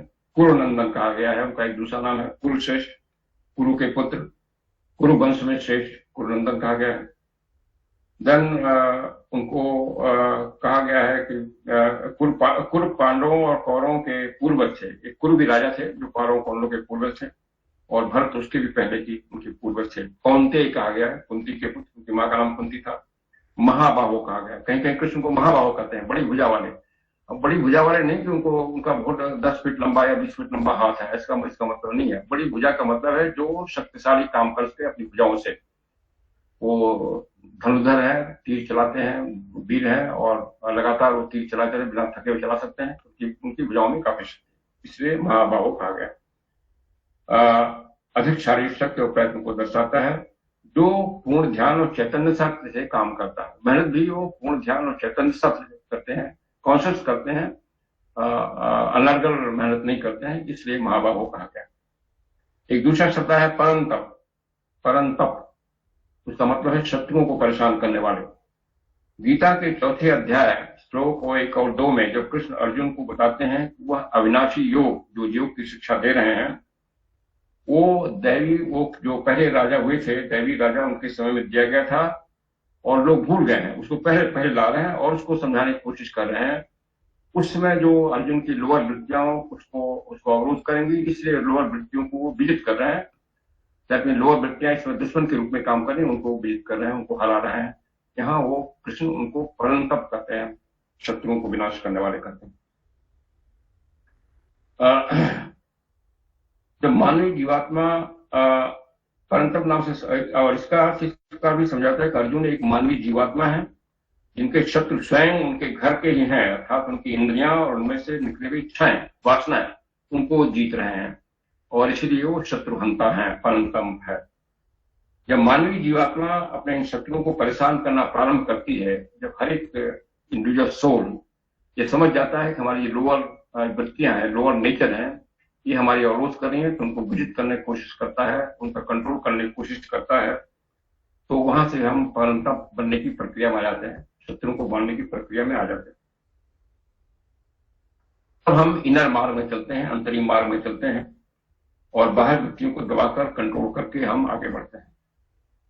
तब हमारा इनर जो आई है और इनर ईयर वो खुलता है। हम चीजों को सही ढंग से देख सकते हैं, सही ढंग से सुन सकते हैं। इसी को क्राइस्ट बाइबल में कहते हैं, you hear but do not hear, you see but do not see. हम अपने सांसारिक आंखों से जो मटेरियल जगत में हमेशा है लगा हुआ है, या कानों से सही चीज को नहीं समझ सकते, आध्यात्मिक चीजों को नहीं समझ सकते, इसलिए हमें इनर नेचर में जाना पड़ता है, और यहीं पर मेडिटेशन का महत्व आ जाता है इस आध्यात्मिक ज्ञान को समझने के लिए। फिर एक और नाम है उनका, गुडाकेश नाम आया है। गुडाकेश का शाब्दिक अर्थ है जिसने नींद को जीत लिया है। अब ये नींद को जीतना नहीं, तो ये मतलब नहीं वो सोते नहीं कभी। नींद को जीतना मतलब जो अविद्या की नींद, इग्नोरेंस की नींद। Majority of human being ignorance में पड़े हुए हैं, अपनी बॉडी को सब कुछ समझ रहे हैं, अपने भौतिक ऊर्ज, भौतिक संपदा को इकट्ठा करने सब कुछ समझ रहे हैं, भौतिक स्वर्ण को समझ रहे हैं, वो अविद्या की नींद है। उस अविद्या की नींद से अर्जुन जग गए हैं उस अवस्था में, इसलिए उनको गुडाकेश कृष्ण कह रहे हैं। 11वें अध्याय के श्लोक 7 में अर्जुन को गुडाकेश नाम से कृष्ण संबोधित करते हैं। अर्जुन को जब विश्व रूप दिखाते हैं 11 अध्याय में, वो विश्व रूप जो दिखाते हैं, दैट मीन्स वो पूरी जो मूल प्रकृति है, प्राइमोर्डियल मैटर है, उसमें सारे रूप उनको दिखाई पड़ते हैं। उसमें कृष्ण अपने जो मूल प्रकृति है उसके रूप को दिखाते हैं, उसमें सारे रूप समाहित हैं, और उसको देखने के लिए फिर अर्जुन को अपनी अविद्या से हटना पड़ेगा, इग्नोरेंस से हटना पड़ेगा। अभी तक समझ रहे थे हम ही है सब कुछ, या कृष्ण की बॉडी सब कुछ है। अब जो विश्व रूप समझने के लिए उनको अविद्या की नींद से जगना है, इसलिए गुडाकेश, इसलिए कृष्ण यहाँ पर गुडाकेश शब्द का इस्तेमाल करते हैं। और इसलिए उनको दिव्य चक्षु देने की बात आती है, क्योंकि वो मानसिक चक्षु से देख नहीं पा रहे हैं, इसलिए कृष्ण को दिव्य चक्षु देते हैं, इन्होंने इनर विजन देते हैं। ये इनर विजन दैट मीन्स अपनी विवेक बुद्ध से वो देख रहे हैं। अर्जुन जो कृष्ण की महिमा से अनभिज्ञ थे, उनको अब कृष्ण का जो रूप है जो सब समाहित रूप है उनको दिखाई पड़ता है, समझ में आता है, और जिसमें पूरा विश्व उनको दिखाई पड़ रहा समाहित है, तब उनको एकत्व, सबके पीछे जो एकत्व है उसकी समझ आती है, जिसकी ओर कृष्ण उसको ले जाना था। एक दूसरा नाम का धनंजय आता है। धनंजय का अर्थ होता है जो धन के विजेता है। अब यहाँ जो गूढ़ अर्थ में धन के विजेता वो नहीं होगा जो तमाम धन संपत्ति इकट्ठा कर लिया हो। यहाँ पर मतलब है अर्जुन का जिनको धन से विषाद हो गया है। जैसे विषाद जो हुआ है कि हमें राजपाट कुछ नहीं चाहिए, हम अब किसी को नहीं मानना चाहिए, तो कोई धन से लालसा नहीं है। और कृष्ण केवल न्याय के लिए उनको युद्ध के लिए करते हैं, धन के लिए नहीं। तो धन के विजेता हैं अर्जुन। धन या संपत्ति को विजित करने वाले नहीं हैं उसको, बल्कि तिरस्कार करने वाले हैं। और सांसारिक और वो दोनों, जो इस वर्ल्ड का है और परा वर्ल्ड का है, दूसरे वर्ल्ड का है, इसका मतलब वो अटैचमेंट से फ्री हो रहे हैं। सारे जो सांसारिक अटैचमेंट है उससे फ्री हो रहे हैं और वैराग्य को बढ़ रहे हैं, क्योंकि कृष्ण पहले ही करते हैं अभ्यास और वैराग्य जरूरी हो जाता है उनको, जो शिक्षा दी जा रही है उसको प्रैक्टिस करने के लिए। इसलिए अर्जुन जो धनंजय नाम से पुकारते हैं एक जगह, और उनको कहा जाता है कि वो सारे जो डुअलिटी उसके बाहर हमें दुख सुख, विजय पराजय, लाभ हान में समभाव रखते हुए कहा जाता है, जो कह रहे हैं। और फिर कह रहे हैं कि समत्व ही योग है। दैट मीन्स ये भी धनंजय है। धनंजय जब हम अपने डुअलिटी से बाहर आ जाते हैं तो हम धनंजय शब्द में आता है। एक और शब्द आया है सब्यसाची, अर्जुन का नाम। सब्यसाची का अर्थ होता है दोनों हाथों से प्रयोग करने वाले। अर्जुन के बारे में ये कहा गया है कि वो दोनों हाथों से तीर चला सकते थे। नॉर्मली एक एवरेज जो योद्धा होता है एक ही दाहिने हाथ से चलाता है, वो दोनों हाथ से चलाते थे। एक हाथ थक गया दूसरे से कर। गांधी जी के बारे में आपने सुना होगा, उनको कई चिट्ठियों का जवाब देना पड़ता था, बहुत चिट्ठियों का। उस समय तो कंप्यूटर को नहीं इस्तेमाल करते थे, हाथ से लिखते थे। जब दाहिना हाथ लिखते लिखते थक जाता तो बाएं हाथ से लिखते थे। उन्होंने प्रैक्टिस किया था बाएं हाथ से लिखना, और कुछ कहीं और पढ़ा हमने, उन्होंने फिर वो बाएं हाथ भी थक जाए तो पैर से लिखने की प्रैक्टिस किया था उन्होंने। तो उसी तरह की कुछ अवस्था है कि अर्जुन इतने बड़े योद्धा थे कि एक ही हाथ से युद्ध करते करते शायद उन्होंने सोचा कि काफी नहीं हुआ तो दूसरे हाथ को भी ट्रेन कर दिया था, उससे भी उतना ही युद्ध कर देंगे। अगेन रूपक शब्द है। उनकी दोनों शक्तियां बाएं और दाएं, आप जानते हैं ब्रेन के दो पक्ष होते हैं, लेफ्ट और राइट। और जो ब्रेन का बायां पक्ष है वो उसका संचालन दाहिना हाथ से होता है, और जो दाहिना जो ब्रेन है वो बाएं हाथ को कंट्रोल करता है। जो बायां पक्ष है ब्रेन का वो हमारी जो ऑर्डर है, जो लॉजिक है, जो एनालिसिस है, उसका केंद्र होता है। और जो दाहिना जो हमारा हेमिस्फीयर है, राइट हेमिस्फीयर ऑफ ब्रेन, वो एब्स्ट्रैक्ट फिलॉसफी, आध्यात्मिकता, क्रिएटिवनेस, ब्यूटी, आर्ट, उससे संबंधित होता है। तो जब अर्जुन को सब्यसाची कहा गया, उसका एक अर्थ है कि उनके दोनों ब्रेन के हेमिस्फीयर है, माइंड के दोनों हेमिस्फीयर बैलेंस हो गए, और इसलिए वो सांसारिक चीजों को, सांसारिक युद्ध को भी हैंडल करने के लिए उनको शिक्षा दी जा रही है, और आध्यात्मिक युद्ध दोनों को हैंडल करने की शिक्षा दी जा रही है एक बैलेंस में। और इसीलिए उनको जो बुद्धि जो की बात करिए कि बुद्धि की भी डेवलप हो जाए और मन भी डेवलप हो जाए, इंटेलेक्ट भी डेवलप हो जाए। तो दोनों डेवलप होना है आगे बढ़ने के लिए, दोनों की आवश्यकता है। पूरी वार्ता में ये हम देखें कि अर्जुन और कृष्ण लगातार उन नामों को बदलते हैं, और उस स्थिति के अनुसार जिस स्थिति में उनको लाया जा रहा है, अर्जुन जिस लेवल की शिक्षा देना चाहते हैं उसका नाम बदल देते हैं अर्जुन का। और इसी तरह अर्जुन भी कृष्ण का नाम कई जगह बदले हैं। एक जगह उन्होंने जनार्दन कहा है। जनार्दन का मतलब है इच्छाओं को पूरी करने वाला। जब वो कृष्ण से कहते हैं मुझे ये बताइए वो बताइए, आप ही बता सकते हैं, तो उसमें जनार्दन का देते हैं। तो ये जो नाम है इनके गूढ़ार्थ हैं, और इनको उस परिस्थिति के अनुसार जिसमें वो एड्रेस किया गया उसके अनुसार बदला गया है। कृष्ण जैसे निर्देशित करते हैं उसके अनुसार हम प्रत्येक चीज में जो डिवाइन एलिमेंट है उसको हम खोजते हैं और उससे सीखते हैं। ये जो जनार्दन का पक्ष है। अध्याय 4 में दी गई शिक्षा के अनुसार बिना किसी परिणाम के लक्ष्य में रखते हुए कार्य करने से अंत शांत मिलेगी। और जो जनार्दन है वो कोई बाहर से नहीं लेंगे, वो फिर वही करते हैं कि अध्याय 4 में अगर हम कोई काम करते हैं, सही समझ के सही काम करते हैं बिना उसके फल की इच्छा के, तो उसका परिणाम जो होता है सही होता है। भले ही दूसरों को खराब लगे, हमको भी कुछ देर के खराब लगे।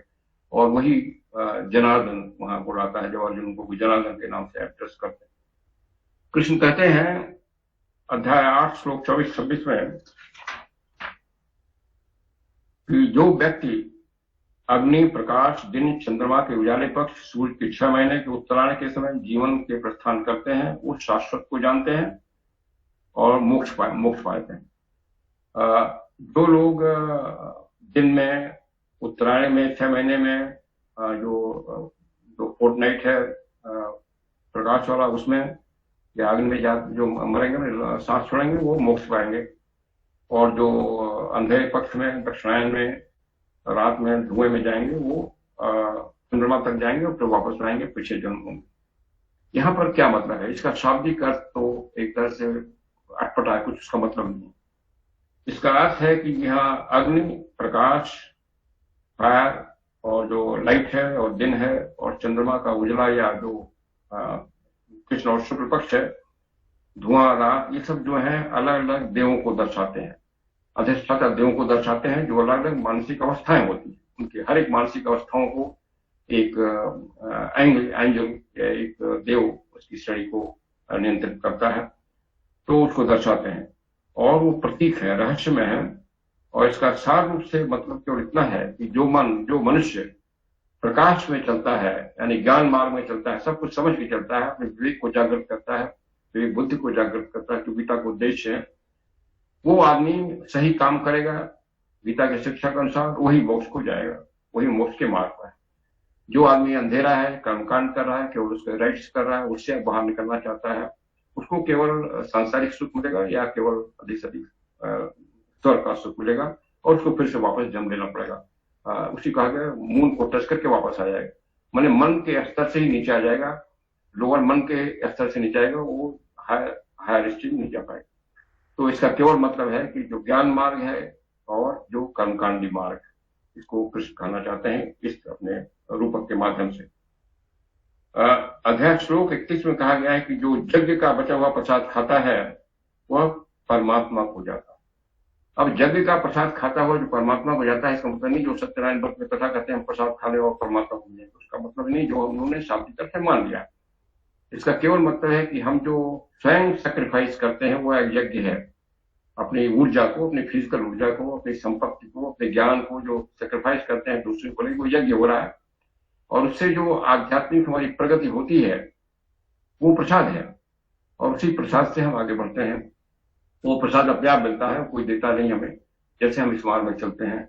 और वो प्रसाद भी कोई हमें मुंह से नहीं खाना पड़ता, अपने हम आत्मसात करते हैं और हम आगे बढ़ते हैं। इसका मतलब ये अध्याय 9 श्लोक 36 में कृष्ण कहते हैं कि जो मुझे भक्ति पूर्वक एक पत्ती, एक फूल, एक फल, एक फ्रूट, एक फ्लावर, एक पानी अर्पित करता है, उसे मैं स्वीकार करता हूँ। इसका क्या मतलब है? तो सभी लोग करते हैं, तो क्या कृष्ण स्वीकार करते हैं? हजार लोग मंदिर में फल फूल चढ़ाते हैं। तो इसका जो गूढ़ अर्थ है ये कहे कि जो हमारे छोटे और अनित्य काल, जो हमारे छोटे छोटे काम होते हैं, जो अनित्य हैं, जो जल्दी समाप्त होने वाले कार्य हैं, उनको पत्तियों और पुष्प से उपमा दी गई है। पत्तियां सूख जाती हैं, पुष्प भी सूख जाते हैं। हमारे छोटे छोटे काल, छोटे छोटे विचार जो अनित्य हैं, वो जल्दी उनकी अस्तित्व समाप्त होता है, लेकिन वो भी काम हमें एक अपने अंदर जो ईश्वर है उनको त्यागना है, उसके फल को भी त्यागना है, सैक्रिफाइस करना है, यज्ञ करना है अपने अंदर के ईश्वर को, हायर नेचर को। मैंने हर एक चीज को अगर हम अपने छोटे छोटे कार्यों को, भावनाओं को और वृत्तियों को भी हम ये समझेंगे ईश्वर के प्रति कर रहे हैं, उनके लिए कर रहे हैं, तो वो शुद्ध हो जाएंगी, उसमें फिर उसमें स्वार्थपरता कम हो जाएगी और वही आहुत हो जाएगी। और उसी को कहा गया वो कृष्ण स्वीकार करते हैं और हम आगे बढ़ते हैं। और प्रत्येक कार्य, जो प्रत्येक शब्द हो रहा है, प्रत्येक विचार, उसको हम एक सूक्ष्म आहुति बना देंगे, सेक्रीफाइस कर लेंगे। और इसी को कर्म योग में कहा कि हर एक काम हम एक अपने इनर के लिए सेक्रीफाइस के रूप में, उस ईश्वर के सेक्रीफाइस के रूप में। गीता के अध्याय 16-15 श्लोक 1 और 2 में अश्वत्थ वृक्ष का वर्णन है। टाइम हो रहा है, I will take 10-15 minutes more. अश्वत्थ वृक्ष को बताएगा उसकी जड़ ऊपर है और तना नीचे है और उसकी पत्तियां नीचे फैली हुई हैं। ये जो और कहा कि इस वृक्ष को काटना है तभी आप आध्यात्म में बढ़ सकते हैं। ये वृक्ष है क्या? ये पूरा संसार का मायाजाल जो है अश्वत्थ वृक्ष है। ये पूरा संसार की लेकिन जड़ है वो एक में है, ऊपर है।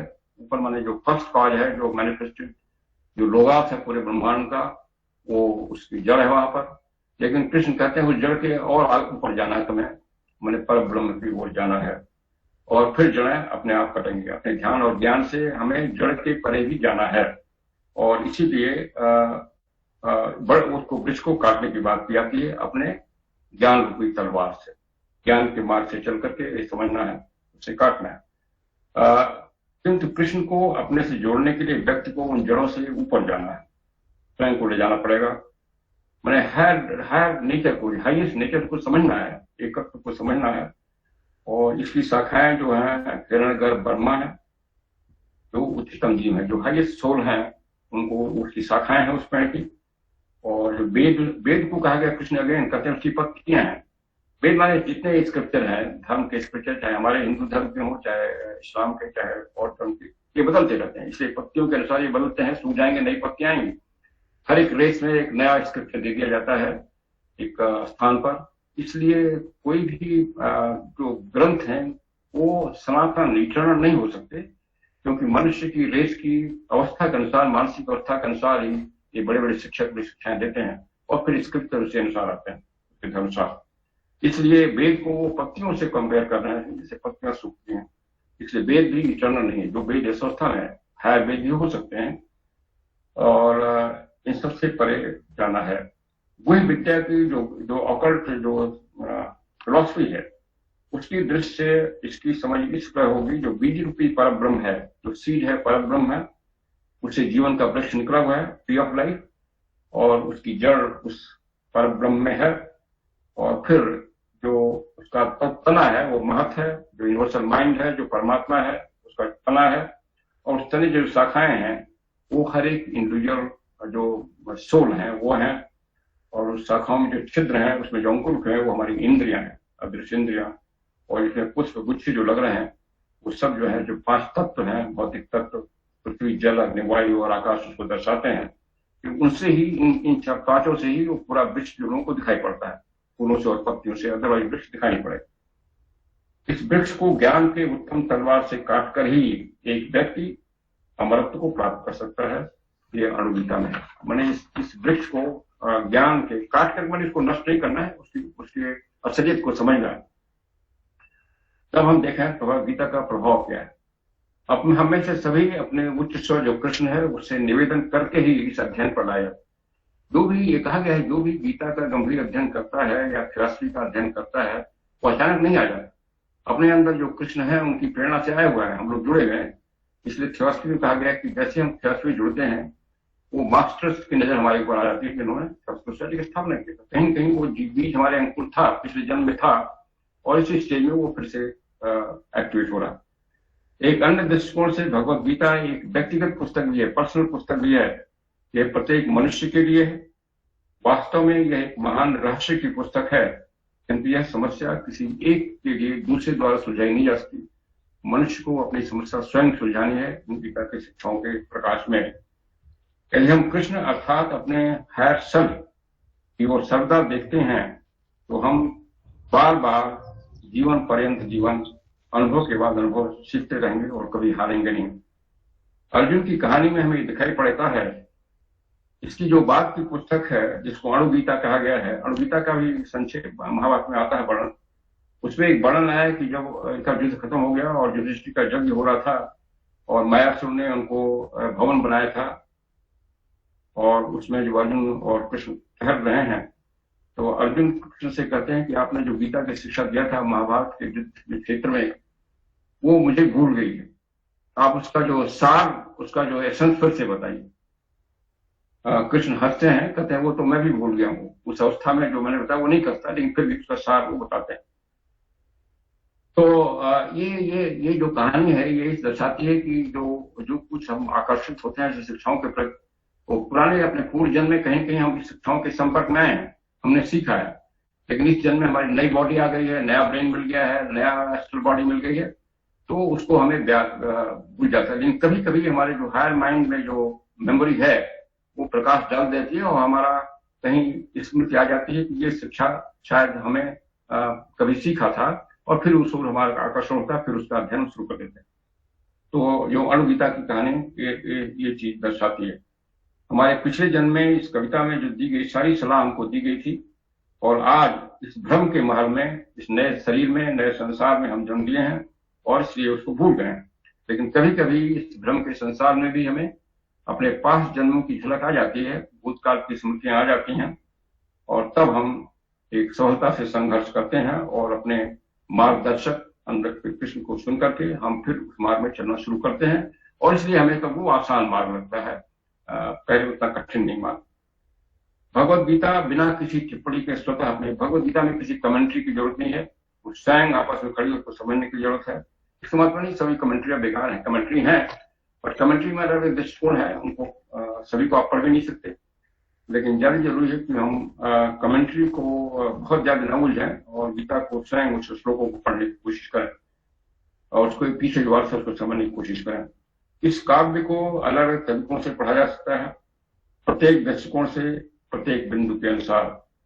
उदाहरण के लिए अकेले व्यक्ति के लिए भी है, उपयोगी है, एक पूरे समाज के लिए भी है, योगी के लिए उपयोगी है, और पूरे जो ब्रह्मांडी विकास की धारा है उसको समझने के लिए उपयोगी, क्योंकि इसमें ब्रह्मांड के बारे में चैप्टर 13 में जो क्षेत्र और क्षेत्र की बात करते हैं पूरा समझाया गया है। यह अकेले व्यक्ति पर भगवत गीता दो चीजों का प्रभाव डालता है, एक सेल्फलेसनेस, निस्वार्थपन, और दूसरा काज कैसे करना चाहिए, और सेल्फलेस करने की बात करता है। दो चीजों का प्रभाव डालता है। इसका अध्ययन और उसकी शिक्षाओं के अनुसार जीवन जीने से यह विश्वास उत्पन्न होता है कि केवल एक, न कि अलग अलग आत्मा है। जो कृष्ण कहते हैं मैं सब में बैठा हूं, वो सब कुछ एक है, जो एकत्व है, जो हाईएस्ट शिक्षा है, वो समझ में आती है। और ये समझ में आती है कि हम केवल अपने लिए जीवित नहीं रह सकते, हमें जानना चाहिए कि अलगावपन नाम की कोई चीज नहीं है, और जिस प्रजाति में हम संबंधित हैं, जिस रेस में संबंधित है, उसके सामूहिक कर्म से अलग नहीं हो सकते। भले ही हम अपने को अच्छा कर रहे हैं, हम अपने सचरित्र हैं, लेकिन जो समाज कर रहा है उससे हम प्रभावित होंगे, और इसलिए हमें समाज को भी ठीक करने की कोशिश करते रहना चाहिए बिना किसी संघर्ष से अपनी लड़ाई। इससे हमारा दायित्व बन जाता है। इसलिए महात्मा कहते हैं कि ये काफी नहीं है कि आप सचरित्र हैं, आप ईमानदार हैं और आप ये सब कुछ हैं, आप कर क्या रहे हैं, दूसरों के लिए क्या कर रहे हैं। तो दूसरों पर थोपना ही नहीं, दूसरों को शिक्षाएं जहां तक को बताने की जरूरत है, वो हमारा कर्तव्य हो जाता है। कृष्ण सभी जीवों में उच्चतर स्व या बुद्धि को दर्शाते हैं, इसलिए उनके नाम से जो भी शिक्षा दी जाती है वो सभी मनुष्यों के लिए। जब कृष्ण अपने को एक व्यक्तिगत सर्वनाम मैं कहते हैं, जैसे मेरे शरण में आ जाओ, इसका मतलब वो किसी पर्सन की बात नहीं कर रहे हैं, वो केवल सभी की आत्मा की बात कर रहे हैं। गीता में अध्याय 13 की शिक्षाएं वो रास्ता बताती हैं जो गुह्य विज्ञान, सही भक्ति और सही काम है। इस अध्याय में पूरा जो गुह्य विज्ञान है वो समाहित है, और उसमें क्रिया प्रतिक्रिया का नियम लाया गया है, कार्य, और जिसके द्वारा सारा कार्य संसार में होता है। तो इग्नोरेंस है वही हमारे ज्ञान प्राप्त करने के रास्ते में आती है, हमें समझते हैं और अपनी इग्नोरेंस को हटाने की कोशिश करते हैं। इसलिए कृष्ण कहते हैं कि सभी यज्ञों में ज्ञान यज्ञ सबसे श्रेष्ठ है। ज्ञान को बहुत ही महत्वपूर्ण बताया गया है, और यही फिलॉसफी में भी स्टडी पहले रखा गया है। हमारे इस देश में तमाम हजारों मंदिर और लाखों देवस्थान है, हर एक देशों में चर्च हैं, मंदिर हैं, मास्क हैं, लेकिन उनमें उस पुरातन प्रकाश से दीप जलाने के लिए एक नए व्यवस्था के पुजारियों को जरूरत है, जिसमें किसी को अछूत न समझाए, किसी को विदेशी नहीं समझा जाए।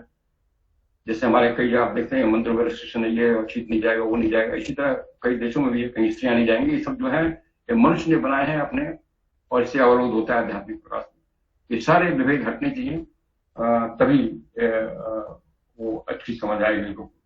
गीता केवल एक लेवलिंग एक बुक नहीं है, सबको बराबर नहीं करती, समतल नहीं करती, मिलाती है, जो धनी और गरीब को समान अवस्था में ला देती है, किंतु यह एक वेक करने वाली, जागृत करने वाली, ऊपर उठाने वाली है, जो चांडाल और ब्राह्मण, स्त्री और पुरुष तथा देशी और विदेशी सभी की शक्ति को शांत में ला देती है। इसलिए कहते हैं कि वो कहते हैं जो विद्वान है वो विद्वान पंडित और स्त्री और चांडाल और कुत्ते सबको बराबर समझते हैं। उस अस्तित्व में लाने के लिए गीता की शिक्षा है। हम में से प्रत्येक एक अवतरित कृष्ण और अर्जुन है, हम में से प्रत्येक कृष्ण का भी एलिमेंट है, अर्जुन का एलिमेंट है। एक हमारा जो लोअर नेचर जो भी परफेक्ट नहीं हुआ है, जो परफेक्ट मोनाड है, उससे सीखना चाहता है, उसके मार्गदर्शन में चलना चाहता है, ये हम समझें और उसको उसमें लाएं।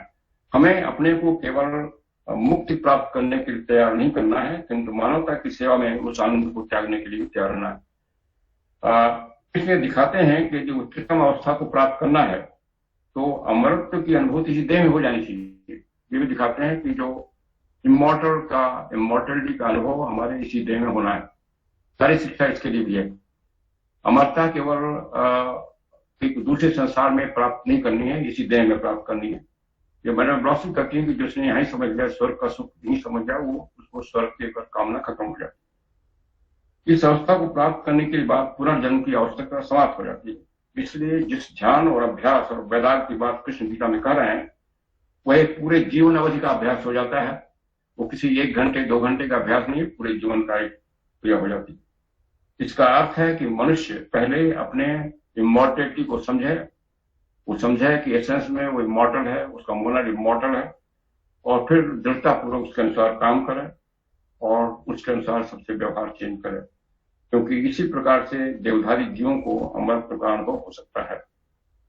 जो हाईएस्ट स्थान है या अवस्था है, वहां पहुंचने के लिए हमारे जो प्रत्येक विचार और कार्य में एक सबसे उत्तम इरादा, हाईएस्ट मोटिव होना चाहिए, उद्देश्य होना चाहिए। हाईएस्ट आइडियल, मैडम ब्लॉस कहते हैं कि मनुष्य के सामने हाईएस्ट आइडियल होना चाहिए जितना सोच सके। इस हाईएस्ट जो इरादा है, मोटिव है, उसका विचार एक प्राचीन संकल्प में इस तरह बताया गया है। जो हाईएस्ट संकल्प है उसे हम लोग कहते हैं गीता में संकल्प की जरूरत नहीं है, लेकिन वो संकल्प माने एक लक्ष्य प्राप्त करने की। बट यहाँ संकल्प का मतलब कुछ दूसरा है। यहाँ पर है कि हम किस लिए बढ़ रहे हैं वो समझने के लिए।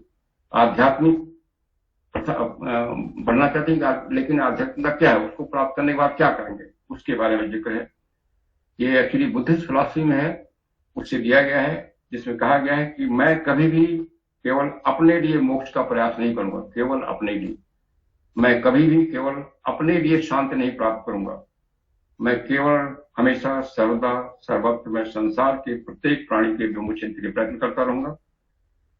हमेशा ये बुद्धिज्म की सबसे हाईएस्ट शिक्षा है और सभी स्पिरिचुअल संस्थाओं में सबसे हाईएस्ट गोल है।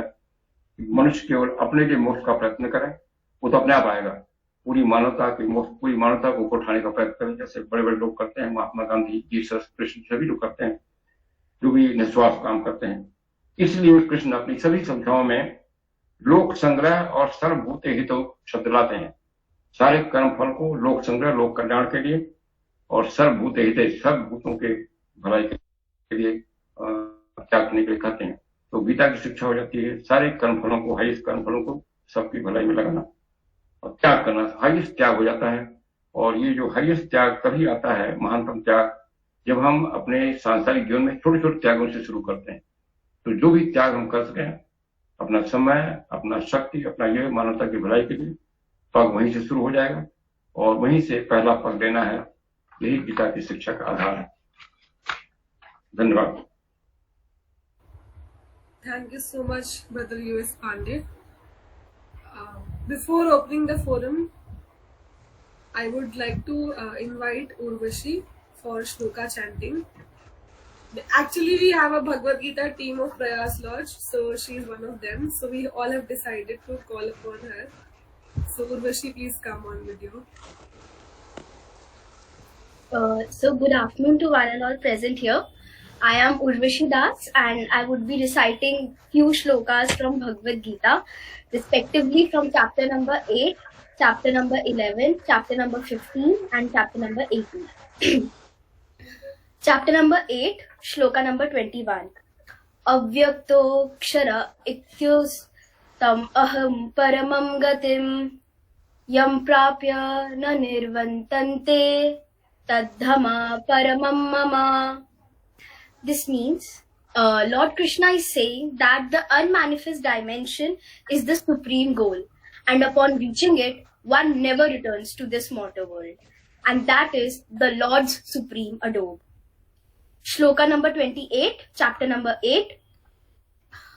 Purushasa parapartha bhaktya labhyastvanyaya yasyanta sthani bhutani yena sarvamidam tatam. Meaning, the Supreme Divine Personality is greater than all that exist. Although He is all-pervading and all living beings are situated in Him, yet he can be known only through true devotion. Shloka from chapter number 11. Na tu mam shaksya drashtum eneva swachakshusha divyam dadami te chakshu pashya me yogamishwaram. Meaning, Lord Krishna over here is saying to Arjuna, you cannot see my cosmic form with these physical eyes of yours. Therefore, I grant you the divine vision to behold my majestic opulence. Shloka from chapter number 15. Yo mamevam asammuddho janati purushottamam sa sarva vidbhajati mam sarva bhavena bharata. Meaning, Lord Krishna over here is saying that those who know me without doubt as the Supreme Divine Personality, they truly have complete knowledge. O Arjun, they worship me with their whole being. Last shloka from chapter number 18. Yatra yogeshvara Krishno yatra partho dhanurdhara tatra shirir vijayo bhutir dhruva nitir matir mama. Meaning, wherever there is Sri Krishna, the Lord of all yoga, and wherever there is Arjun, the supreme archer, there will always be certainly the unending opulence, victory, prosperity, and righteousness. And of this I am certain.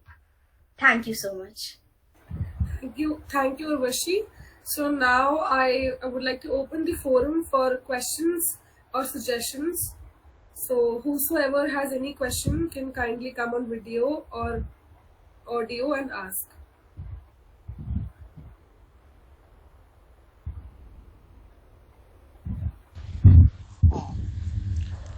Hello, sir. Sir, my name. हाँ sir. बोलिए परिहार जी, बोलिए. हाँ sir इसको sir दोबारा sir आप हमको explain कर दीजिएगा. जो आपने शुरुआत में बोला था कि आत्मा लंगड़ी है और प्रकृति अंधी है, ये सर आपने. रूपक है. हाँ सर. रूपक है जी सर. इसका केवल मतलब है कि प्रकृति है, जो प्रकृति हर एक लेवल पर उसका पर्पज है. पतंजलि योग में कहते हैं प्रकृति का पर्पज जो है पुरुष की शक्तियों को प्रदर्शित कर रहे हैं. प्रकृति के बिना पुरुष अपनी शक्तियों को प्रदर्शित नहीं करता. अपनी देह के बिना, चाहे वो भौतिक देह हो या देह हो या मानसिक देह हो, उसके बिना हम अपने आध्यात्मिक शक्ति को, मानवता की भलाई के जो उद्देश्य है उसको इस्तेमाल नहीं करते. अच्छा, इसलिए कहा जाए हेल्थी बॉडी होना चाहिए, बहुत बॉडी है healthy mind mental body. Otherwise कितना भी हम आध्यात्मिक पढ़ने, कितना भी ध्यान कर रहे हैं, उसका पर्पज क्या है?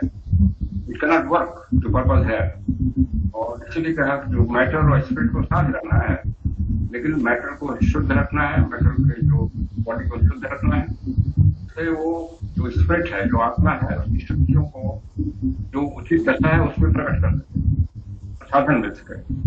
तो इसलिए कहा कि जो स्पिरिट है स्वयं में लंगड़ी है, वो स्वयं में काम नहीं कर सकती. जो काम है विकास को चलाने का, लंगड़ी में रूपक है.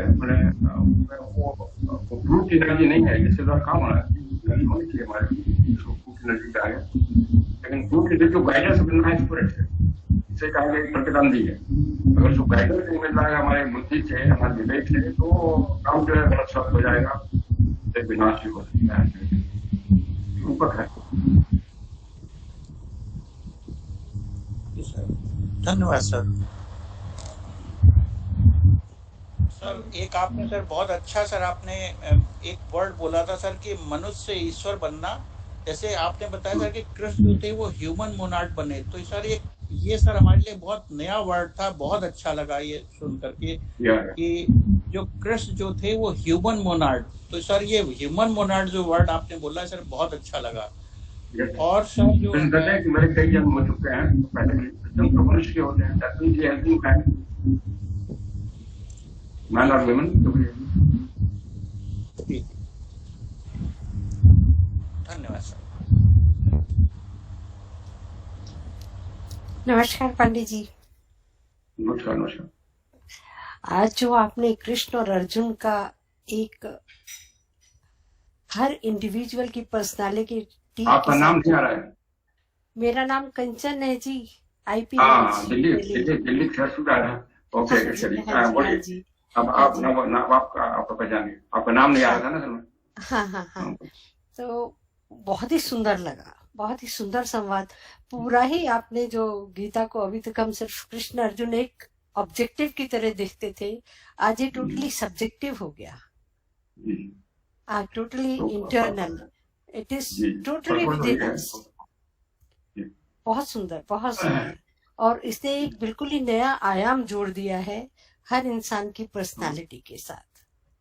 या ये एक इसी कृष्ण बड़ी, कहते हैं, मैं सब में बैठा हूँ, इक्वली बराबर बैठा हूँ।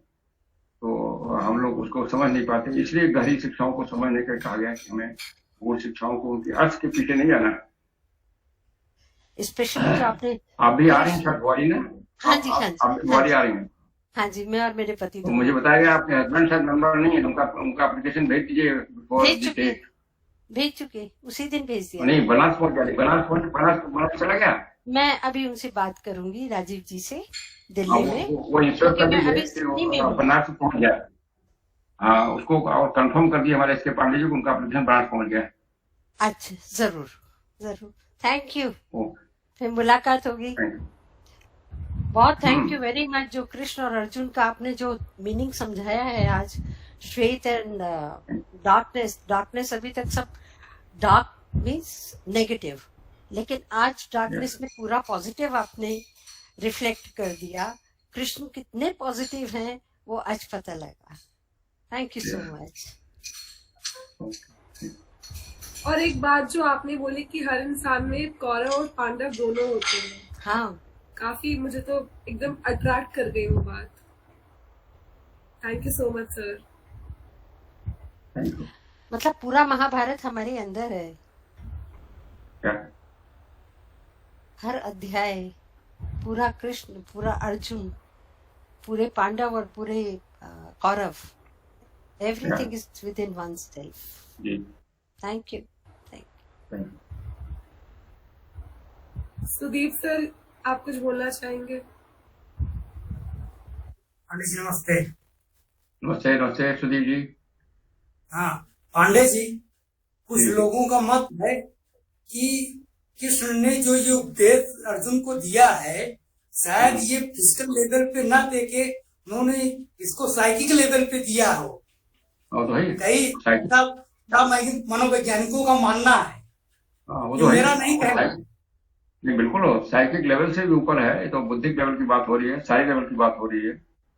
और इसीलिए जब कह रहे हैं कुछ कि आपको जड़ के ऊपर जाना है, जड़ के ऊपर जाना है, तो जड़ के ऊपर भी आत्मा के ऊपर ले आने की बात कर रहे हैं। जो अक्षत वृक्ष वाला जो अध्याय है, फिर वो कह रहे हैं तीनों गुणों के बाहर जाना है, सत्व रजस तमस। तो ये स्टार्ट होती है नीचे से और एक्सट्रीम तक ले जाती है ये शिक्षा। इसी तरह ये शिक्षा सभी के लिए है, बच्चों के लिए भी है, बड़ों के लिए भी है, युवाओं के लिए भी। एक रोहित मेहता की एक बहुत अच्छी पुस्तक है, किसी गीता पे commentary, from mind to super mind. इसलिए गीता में बहुत लोगों ने कमेंट्री किया है, साधु संतों ने भी, पॉलिटिशियंस ने भी। की कमेंट्री है, महात्मा गांधी की टिप्पणी है, विनोबा भावे की टिप्पणी है, कमेंट्री है, प्रेम कृष्ण जी का है, बहुत बहुत लोगों ने। और आपने तो सभी सब कुछ, आज तो आपकी वार्ता में सारे डायमेंशन थे। जी जी बिल्कुल। फॉरेन स्कॉलरशिप, इनफैक्ट एक फॉरेन फिलोसफर उसमें शोपन हवेगर थे, उनको उनके मित्र ने कहा कि अगर तुम्हें किसी काम से जेल भेज दिया जाए, कोई ऐसा काम करो, जेल में कैदी को कुछ पुस्तक पढ़ने का दिया जाता है ऑप्शन, और तुम्हें कहा जाए तुम्हें कोई पुस्तक नहीं पढ़ेगी बट केवल एक पुस्तक पढ़ेगी, कौन सा पुस्तक चुनोगे? तो उनका भगवद गीता।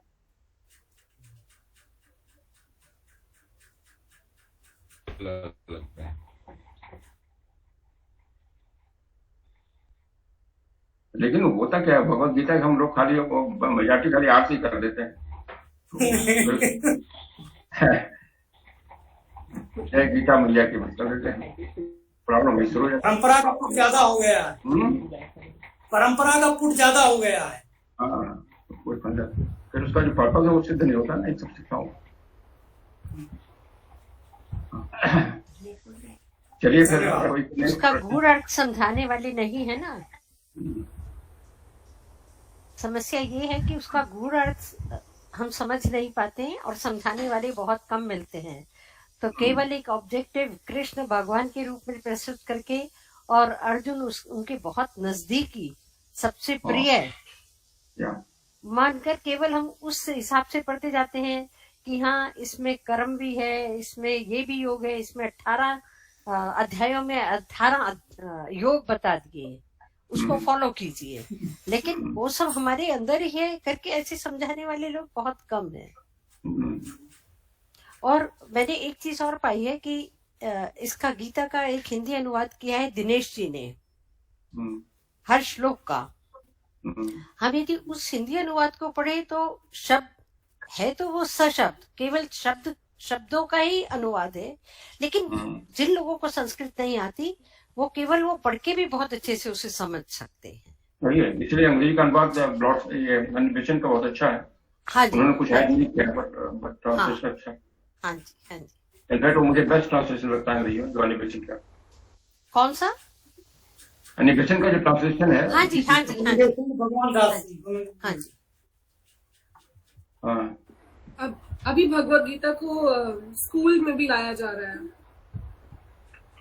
लेकिन देखिए भगवत गीता को स्कूल में लाए हैं, लेकिन वो खाली रटाएंगे और खाली वो पारंपरिक धर्म में कुछ नजर चलाएंगे। Their motivation is different. या और फिर कहेंगे कि भगवत गीता फ्रीडम की बात करती है, फिर वो कहेंगे सब बच्चे पढ़े, तो उसमें दूसरे धर्म वाले ऑब्जेक्शन करें, वो कंट्रोवर्सी शुरू हो जाएगी। सो ये सब चीजें वो पॉलिटिकल खेल हो जाएगा, तो वो गीता को भी पॉलिटिक्स पालतू में उठा दिया जाए। Not supported by governments. हाँ, ये सब इसलिए देखिए पहले जो शिक्षाएं दी जाती थी ये सब गवर्नमेंट के लेवल से नहीं, राजा नहीं देते थे, उसके अपना आश्रम होता था, उस दैट इज प्रॉपर वे। राजा का अपना दूसरा गोल होता है, उसको वोट चाहिए।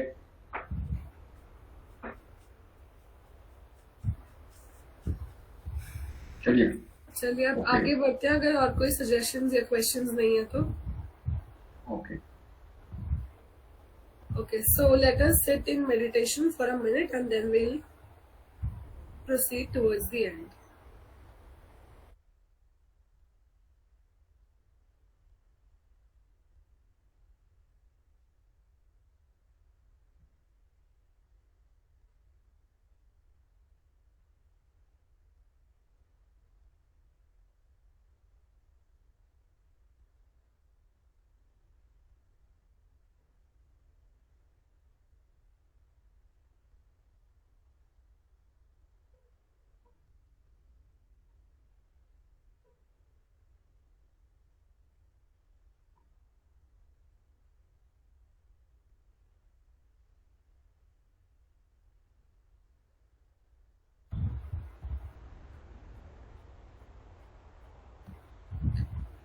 ॐ सर्वे भवन्तु सुखिनः, सर्वे सन्तु निरामयाः, सर्वे भद्राणि पश्यन्तु, मा कश्चित् दुःखभाग् भवेत्।